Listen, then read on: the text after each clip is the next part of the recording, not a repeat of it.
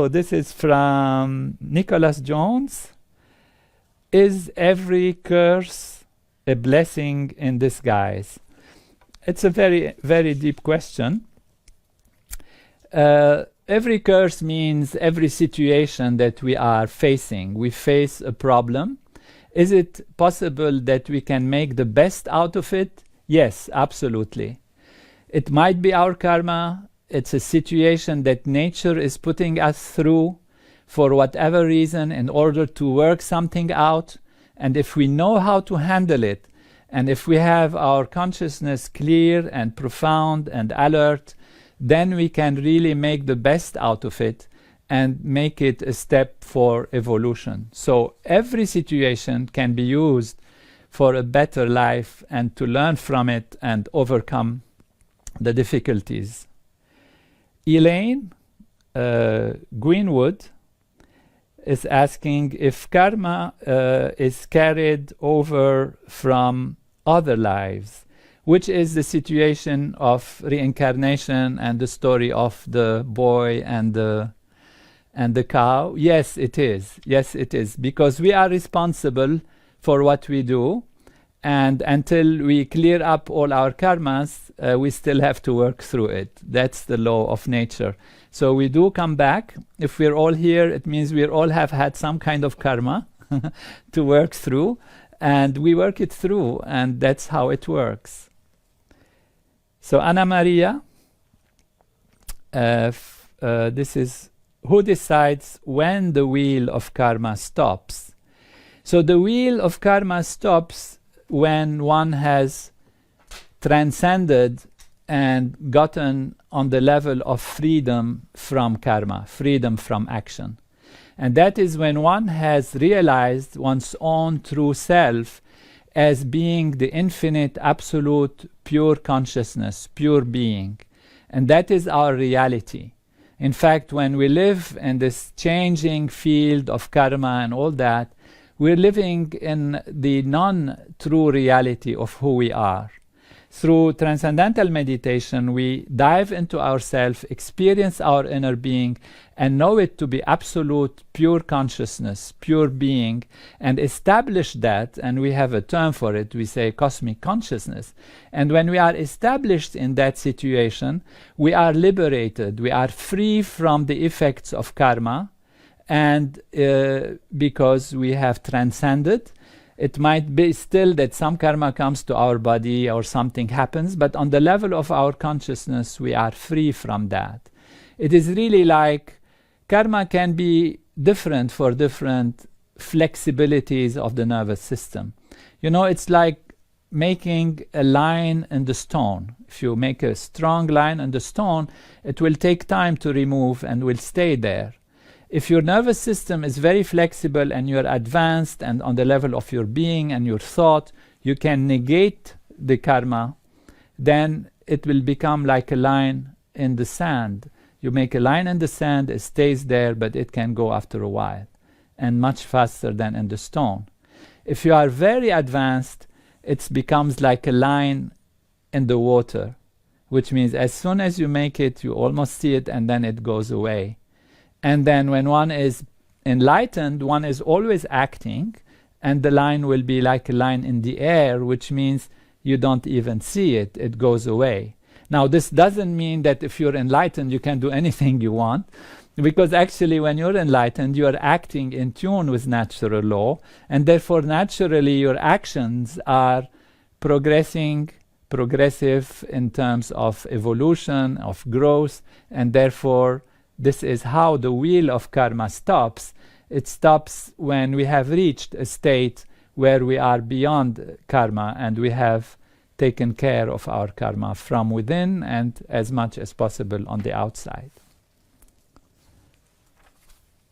So here we have Elisha Ray. If I don't stop someone I see doing bad in my presence, am I responsible for that bad karma? Now, you're not responsible for the bad karma as such, but you are experiencing on your level of consciousness something that will damage your feelings, and therefore you will get some effects from it. Now, if you're not able to stop that bad thing, it's not, you put yourself in danger or you get yourself into a situation which gives you a problem, then you cannot do it, and that's what it is. But if you know somebody is doing something wrong, absolutely, you should tell them to abstain. And this is very important for all of us, even. If you have doubts about a situation, you have doubts of what to do, in doubt, abstain. When in doubt, abstain. Just don't do it, stay out of it. And if you can help others, that, to the contrary, you will reap good karma, good positivity, and therefore you will be able to have a good effect from saying to somebody who is going to do something wrong, you say, don't do it, just don't do it, and explain to them. And if you can stop them, that is really a good karma. And good karma is as powerful as any karma, bad or whatever it is, and also gives you a momentum for your own strengths and for your own evolution. Surya is asking, is there karma for uncontrolled bad thoughts? And how can one deal with that and get it all correct? So bad thoughts that happen during activity, we can call them like stress release. If you are releasing stress and you're feeling bad, don't worry too much about it. The body is releasing stress as long as you realize, okay, they are bad thoughts. I am what I am. I'm unstressing. I have something in my nervous system that is upset, and I have bad thoughts. That means your mind is on a surface level. In this case, your thoughts are not so powerful anyway. They are on the surface, and therefore their effect is very, very limited. And therefore you cannot have a bad karma from just tossing around on the surface of the ocean. So if the mind is like an ocean, you're on the surface, and on the surface it's very mild, the effect is very limited. It's when you are deep and deeper and deeper that your thoughts are more powerful.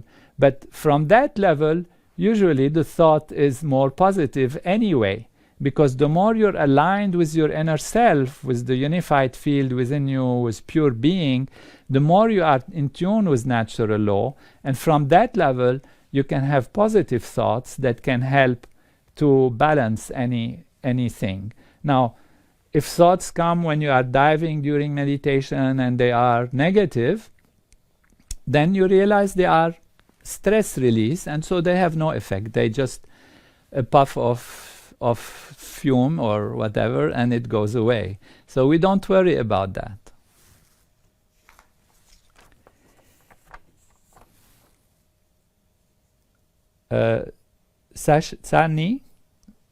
Sherry Sani, I think. Can one's karma have impact on your children? Just because they are your children, it's already a karma. They have to deal with you, and you have to deal with them. And so that's where it is, It's not like you pass your bad karma necessarily on them. If you love them and you care for them and you give them ways to grow and improve, then you can transcend. But naturally, we share the karma in which we are. So when you are in a family, if there is a problem, then the problem affects us. We feel it. And somehow we would have already been part of it one way or the other. So that's how it works. But the good thing is there is a way to get over karma. There is a way to get rid of karma. So we shouldn't feel like we're grabbed by it.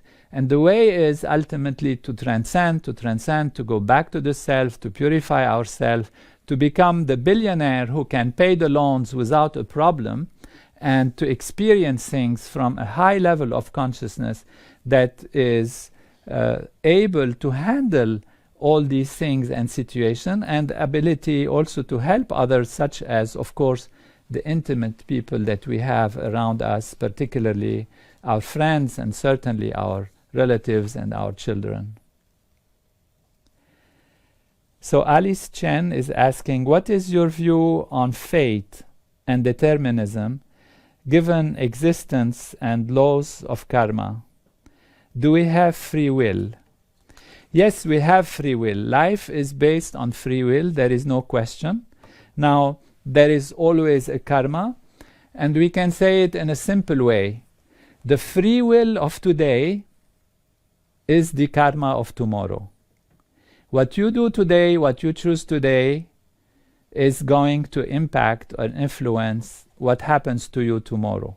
So you do have a free will, but you accumulate on your free will. You accumulate, and you keep accumulating good and bad and right and wrong and wonderful things that give you support of nature and chance to evolve and all of that.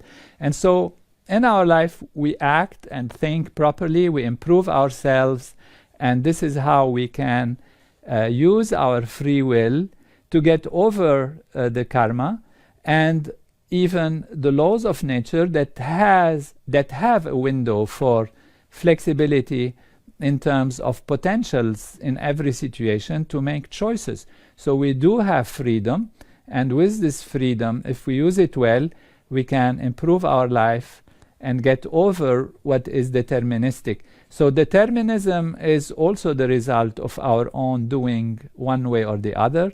Randomness can still happen, and this is where higher consciousness is important, so that we can block and manage any situation that comes with increased awareness, increased knowledge. So if you know a car is driving down the street at a fast rate because you see it or because you hear the noise and you are alert, then this knowledge makes you protect yourself. So that is awareness. If you're not aware, you're drunk or you're feeling bad or whatever, something, and your eyes are closed, and then you might get hurt because you might not even hear the car coming, you might not see it, you might fall in the street, or anything can happen. So we can really face a situation with higher awareness, whatever it is, whether it's the laws of the environment and our own karma and the past and whatever it is, we can overcome it. That's the beauty of life and living. That's the beauty of the ability to be a master of our own destiny and change things in the right direction. And anyone can do it, no matter in what situation they are. Life is there to evolve and to be happy and to be blissful. That's the purpose of living, is to experience higher and higher values of reality. And therefore, it's a game we play. If we fall sometimes, we learn and move on, but we can learn more from being great ourselves and being powerful from within and having clarity in thinking, and therefore in action, and therefore in achievement, and ultimately this is what brings us fulfillment.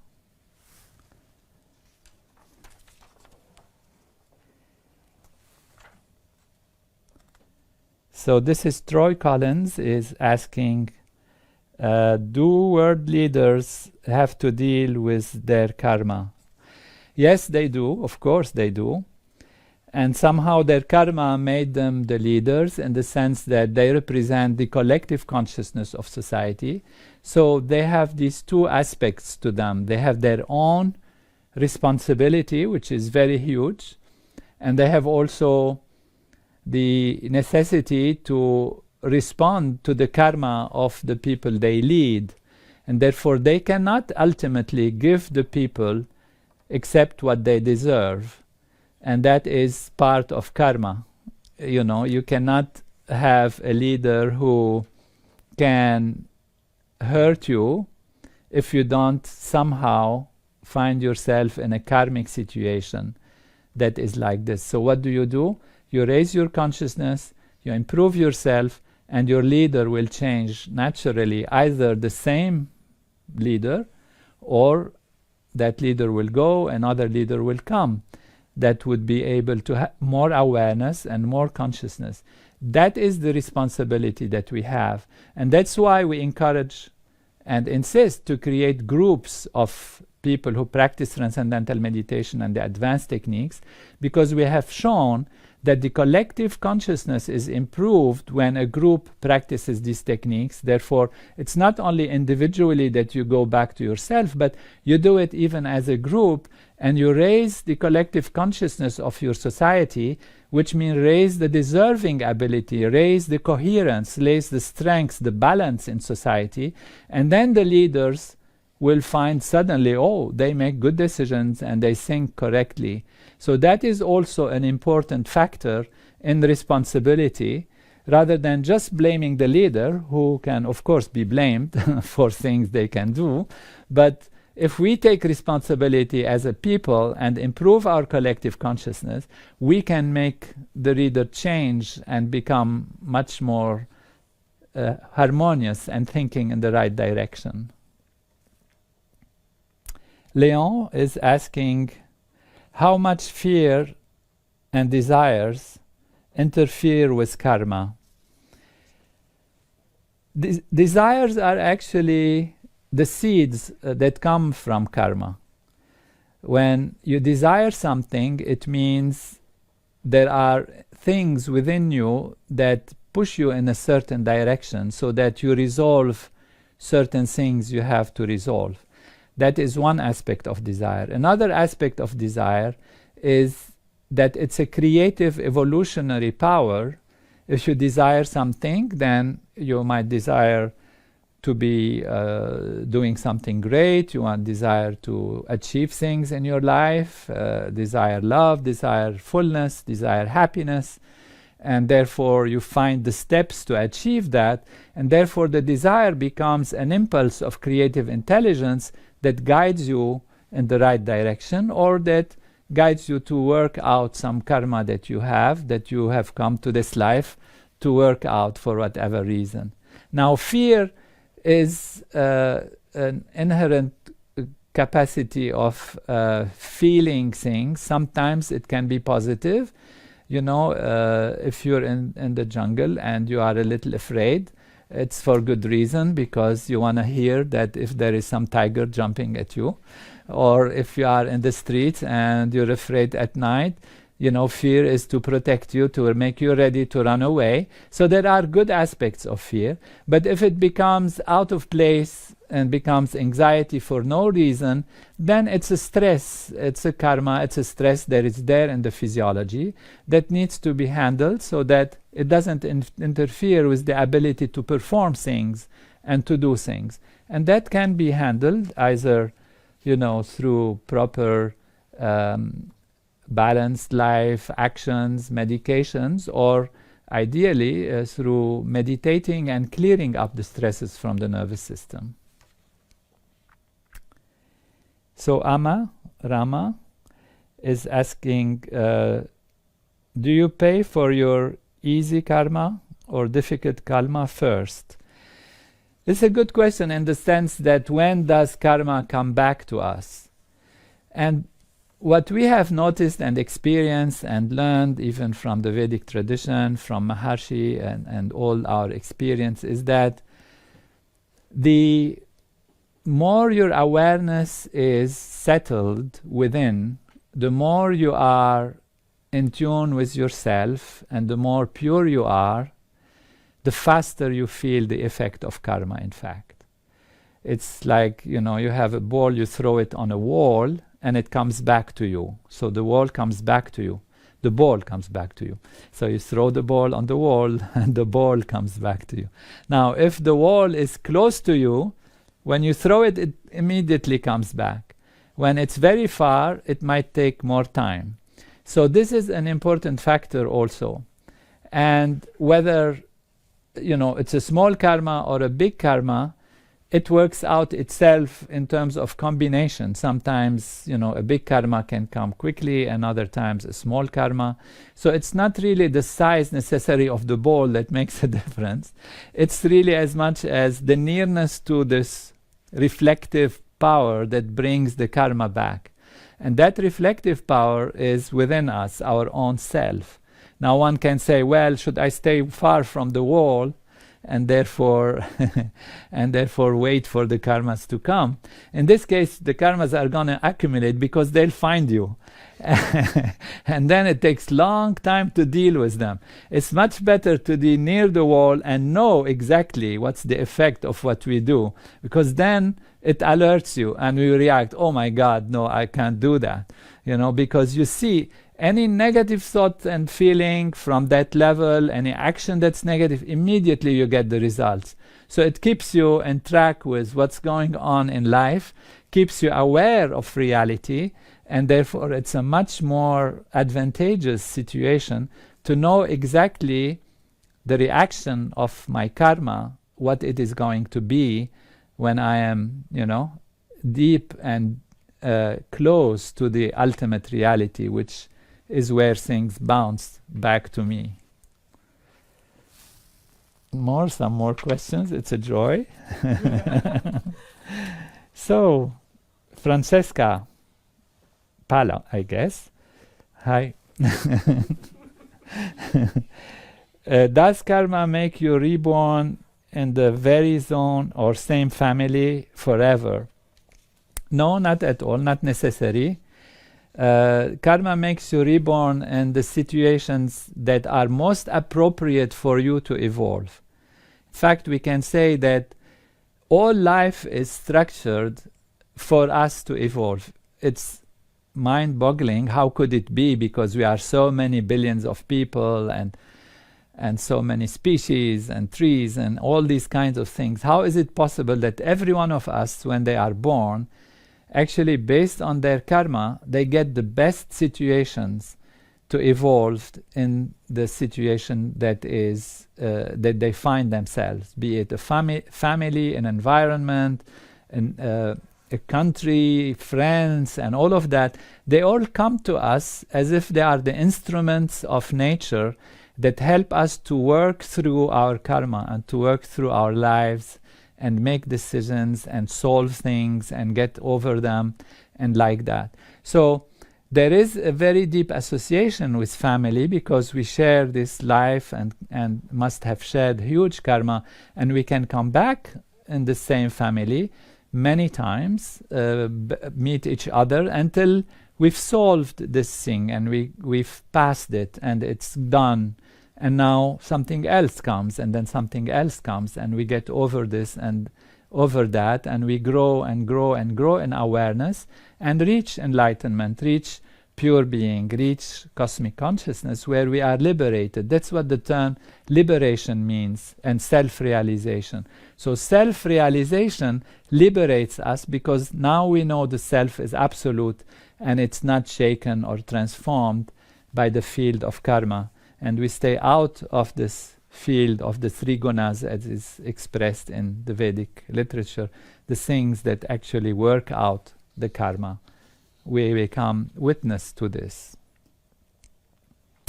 Zay is asking, do we need karma to exist? Very profound, yeah. Yeah, we need some karma actually to exist. So nobody really comes to this life except if it's, divine incarnation or something like that, if you believe in that, whatever, without having something to work out. It could be something very small or, for just small thing, and then one is enlightened at the age of 2, 3, 4, 5, whatever it could be. It's possible. But we don't come to this life without something that attaches us to this life. Leo Gonzalez, can you influence your karma using your free will to change it? Absolutely, absolutely, exactly that. So you use your free will. It's very, very simple. You just planted a mango tree and then you change your mind because you like apples. And mango doesn't grow well where you are, and time hasn't passed. So you plant, you might leave the mango tree there to enjoy in case something happens, but you plant an apple tree, and then you get the apples. So as we said, you have hurt somebody, and they're feeling not so good.